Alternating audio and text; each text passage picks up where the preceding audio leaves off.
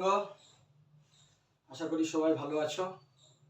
তো আজকে আপনাদের সামনে একটা গল্প শেয়ার করব।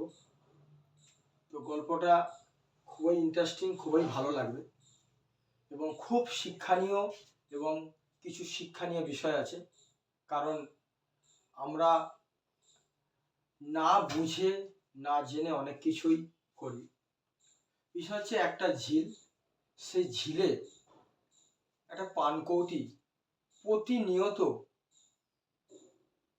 জলে ডুব দিত আর মাছ ধরে খেত। তো সেই ঝিলের, জানি যে ঝিলের ধারে গাছ থাকে, তো সেই গাছে একটা কাক ও থাকতো। তো প্রতিনিয়ত দেখতো যে আমি তো বিষটা খাই, তারপরে মোড়া জিনিস পচা জিনিস খাই, মানে গলিত পচিত এই জিনিসগুলো আমি গ্রহণ করি। তো আমি তো কোনোদিন এই এত সুন্দর ফ্রেশ টাটকা মাছ খাই না। তো আমাকে এই টাটকা মাছ খেতে গেলে ওই পানকৌটির সঙ্গে আমার বন্ধুত্ব করতে হবে।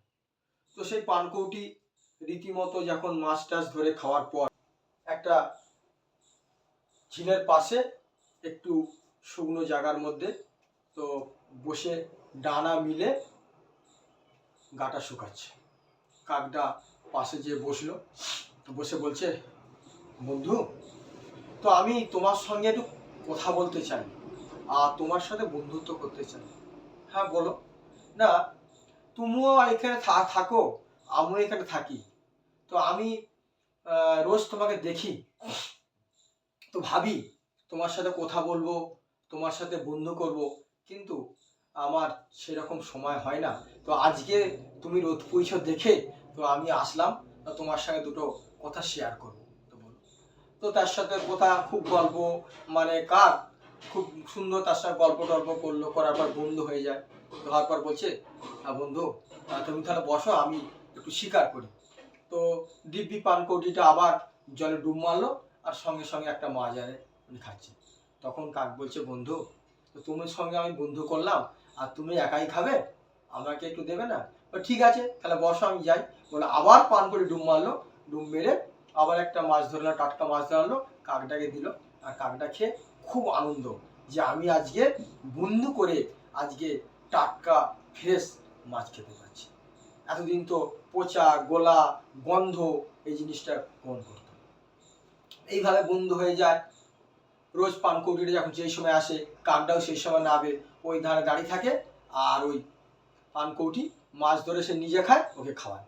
এইভাবে রীতিমতো 2 দিন 3 দিন 4 দিন সপ্তাহখানেক চলে যাচ্ছে। কাকটা আনন্দেই আছে, আমায় খাটতে হচ্ছে না, বন্ধু করে বা নতুন নতুন ফ্রেশ খাবারটা খাচ্ছি। তো এক সময় পানকৌটিটা কোনো কারণে 1 দিন আসে না, 2 দিন আসে না, 3 দিন আসে না। তো 3 দিন যখন না আসছে, তো কাক বলল, এটা আবার কি এমন কাজ? তো আমি যেহেতু পানকৌটির আমার বন্ধুর কাছ থেকে আমি ফ্রেশ খাবার শিখেছি, তাহলে আমি আর ওই পচা গোলা আমি আর খাবার খাবো না, আমি ফ্রেশ খাবারটাই খাবো। তো কি করলো, তো বন্ধু আসেনি কি আছে, আমিও ওই জলের মধ্যে ডুব মারবো। তো কাক কি করলো, ওই জলের মধ্যে ডুব মারলো। ডুব মেরে, মানে ডুব মেরে কিছু করতে পারছে না, হাবুডুবু খাচ্ছে এবং খুব কষ্ট ভোগ করে কোনো রকমে উপরে উঠে ঝাড়া ফাড়া মারলো, কোনো মতে মাছটা পেল না। তো আবার দ্বিতীয়বার ঝুম মারলো, এইভাবে তাও কিছু পেল না, খুব কষ্ট করলো।